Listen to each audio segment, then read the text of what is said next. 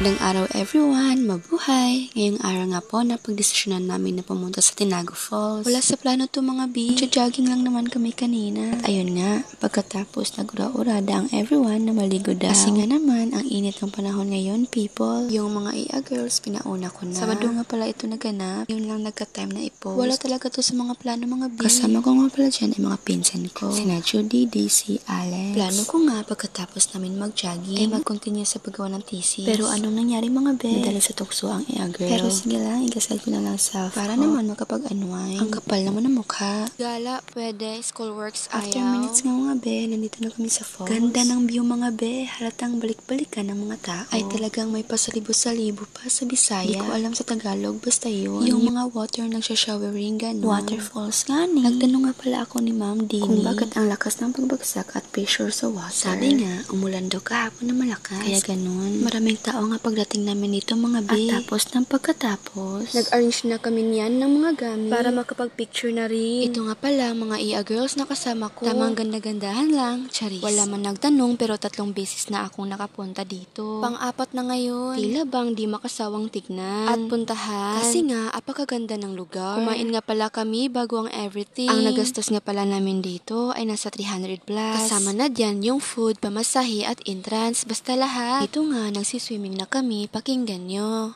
Murag turtle nga nasa malabay. Nangoy nang sa katurtol o. Duha katurtol, lada rin sa mala. So, retail to. Ang saya mga bi. Para talaga kaming mga turtles niya. Kasi nga, ika nga nila, pag nasa tubig yung life jacket, umaangat paliig. Iwan ko nga ba kung ganyan lang talaga yan siya. O di lang talaga kami marunong gumamit. Kaya yun, para daw kaming mga aplikant nila na turtle, na mag-a-apply to be turtle. Ay ha? Giniginaw na nga ako niyan mga bi. Kaya yun. Hello everyone.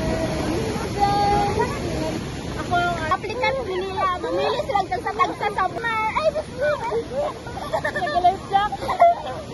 Kaya nga ngayon, mag-life jacket. Yung nakatato.